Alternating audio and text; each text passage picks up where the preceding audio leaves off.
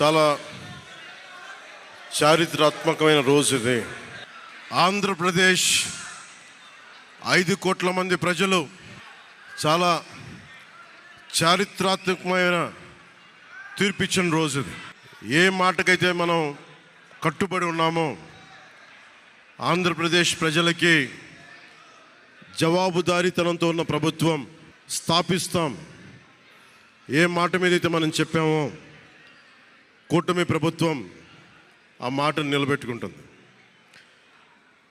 ఈరోజు మీ అందరికీ Janasena party office కేంద్ర కార్యాలయం నుంచి, ఈ వేదిక నుంచి ఒకటే చెప్తా ఉన్నాను మీ అందరికీ, వైసీపీ వైఎస్ జగన్ గారు కానీ వారు నాకు వ్యక్తిగతంగా నాకు శత్రువులు కాదు.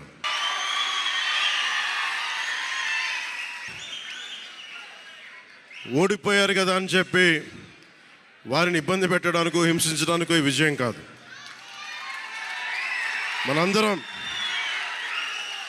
మనందరం గుర్తుపెట్టుకోవాల్సింది చాలా ముఖ్యమైనది.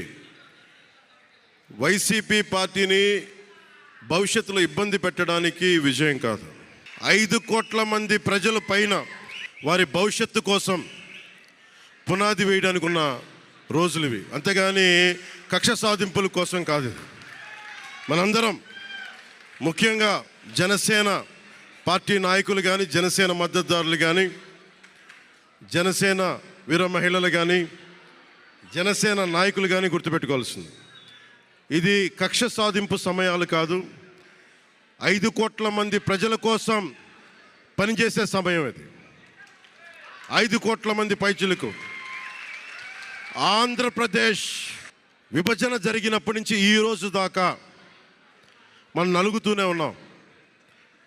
ఆ రోజులు అయిపోయినాయి, ఆ చీకటి రోజులు అయిపోయినాయి. ప్రతి ఒక్కరం బాధ్యతతోటి భవిష్యత్తు తరాల కోసం బాధ్యతని భుజాల మీద వేసుకొని చాలా బాధ్యతాయుతంగా జవాబుదారీతనంతో కూడిన రాజకీయ ప్రభుత్వం, రాజకీయ మనకి ఆలోచన విధానం ఉంటుంది. నేను ఆలోచిస్తూ ఉన్నాను, ఏం మాట్లాడాలి ఈ రోజున అనుకుంటా ఉన్నాను. నా జీవితంలో ఎప్పటిదాకా విజయం తెలియదు నాకు.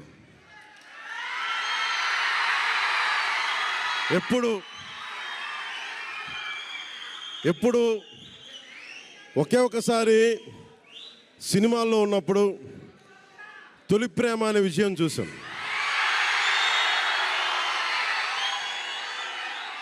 ఆ తర్వాత నాకెవ్వరు నేను విజయం సాధించానని కానీ, డబ్బులు వచ్చినాయని కానీ ఏ ఒక్క సినిమా విజయం చెప్పలే నాకు. నా జీవితం అంతా ఎప్పుడు కూడా దెబ్బలు తింటానో, మాటలు పడతానో, తిట్టించుకుంటానో, నేను ఎంత ఎదిగా నాకే తెలియదు. మీ గుండెల్లో ఈరోజు నన్ను తీసుకొచ్చి 21కి 21 గెలిచే వరకు నాకే తెలియదు.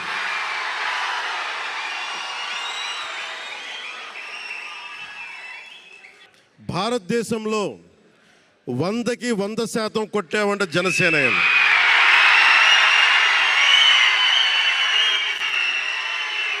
100కి 100.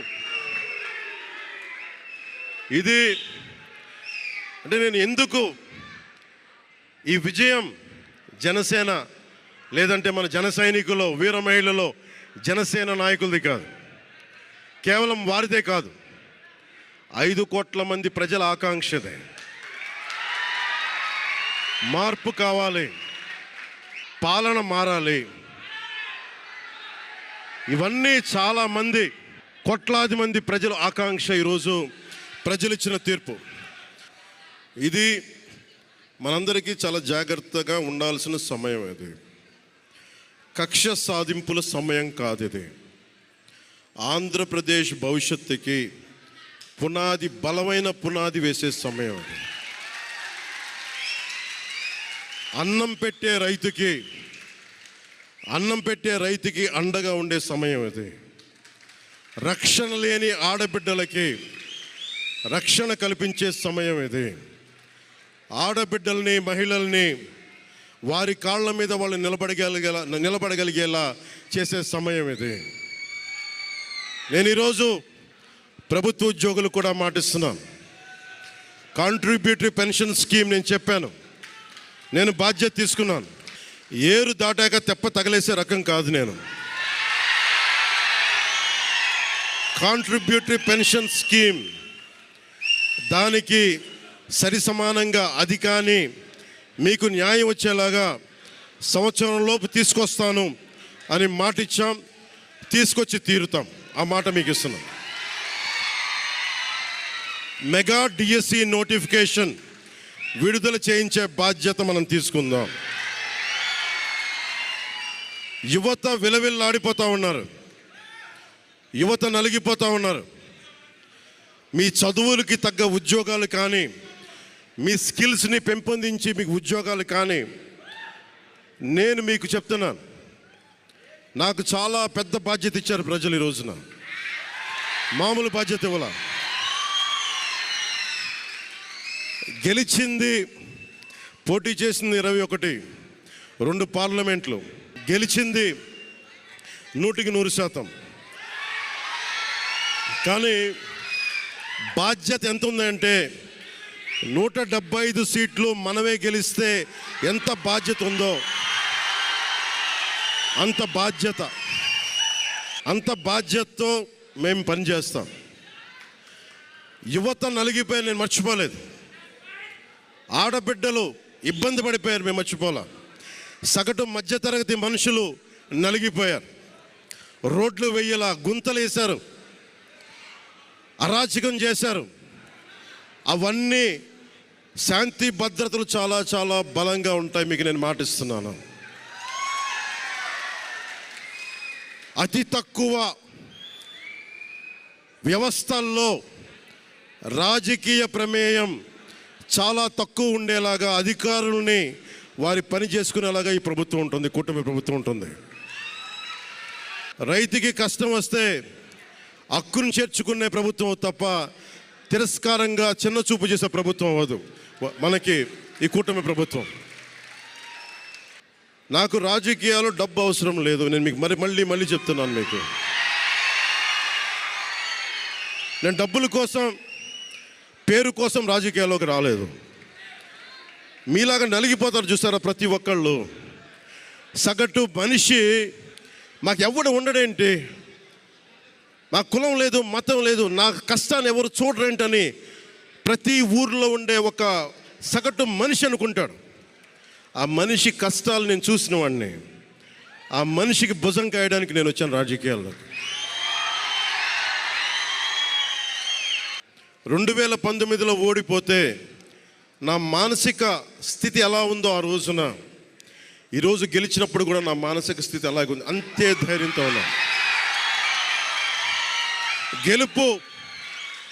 గెలుపు నాకు బాధ్యత ఇచ్చింది కానీ అహంకారం ఇవ్వలేదు, రాదు. ఇంకా భయం వేసింది. అందరూ నాకు శుభాకాంక్షలు తెలియజేస్తూ ఉంటే నాకు భయం వేసింది. ఎందుకంటే ఇల్లు అలకగానే పండగ కాదు ఇది. ఇల్లు అలకగానే పండగ కాదు, చాలా చాలా బాధ్యత కూడుకున్నది. భీమవరం, గాజువాక 2 చోట్ల ఓడిపోయినప్పుడు ఈ రోజున ఇంతమంది ఉన్నారు. ఆ రోజున నా పక్కన నన్ను నమ్ముకున్న కొద్దిమంది తప్ప. కానీ నాకు ఒకటే అనిపించింది, నేను పరాజయం చూసి భయపడను, ఓటమి చూసి భయపడను. ఓటమి నాకు బలం ఇస్తుంది, ఓటమి నాకు ఉత్సాహం ఇస్తుంది అనుకున్నాను. దేనికి అంటే నేను ఒకటే నమ్మాను. చిన్నప్పుడు తిరుపతిలో యోగా నేర్చుకుంటున్నప్పుడు ఒకటే నమ్మాను, ధర్మో రక్షితి రక్షిత అని.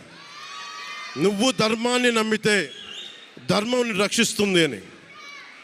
ఎప్పుడో ఒక 30 సంవత్సరాలు ఇంకా ముందే 18-19 ఏళ్ళప్పుడు చదివితే ఈ రోజున ధర్మం కోసం నిలబడ్డాం. ధర్మం కోసం నిలబడితే ధర్మం ఈరోజు మనంటే నిలబడింది. అందుకని మనస్ఫూర్తిగా ఏ శక్తి అయితే కనిపించని ఆ పరాశక్తి, కనిపించని ఆ దేవుళ్ళందరికీ కూడా ఈరోజు నేను కృతజ్ఞతలు తెలియజేసుకుంటాను. మనస్ఫూర్తిగా మీ అందరికీ, పిఠాపురం ప్రజలందరికీ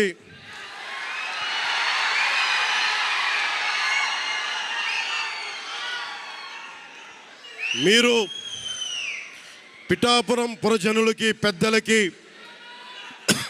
ఆడపడుచులకి, అక్క చెల్లెలకి, యువతులకి, కథం తొక్కిన యువతకి, కథం తొక్కిన జన సైనికులకి, జనసేన నాయకులకి, తెలుగుదేశం నాయకులకి, తెలుగుదేశం శ్రేణులకి, తెలుగుదేశం నాయకులు వర్మ గారికి,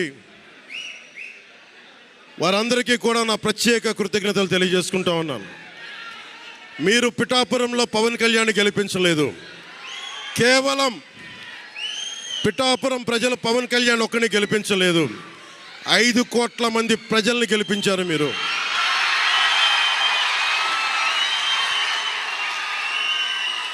ఓడిపోతే ఇంత బలంగా నిలబడ్డవాడిని. ఇంత గెలిపించి కాదు మీరు ఇచ్చింది, చిన్నపాటి జయం ఇవ్వాల, ఆకాశం అంత విజయం ఇచ్చారు మీరు మాకు, మా కూటమి ప్రభుత్వానికి. ఇది గుండెల్లో పెట్టుకుంటాం, నిలబడతాం, నిర్మాణాత్మకంగా పనిచేస్తాం. మీ కష్టాలలో మీ ఇంట్లో ఒకటిలాగా నేను ఉంటాను, మీ అందరికీ మాటిస్తున్నాను.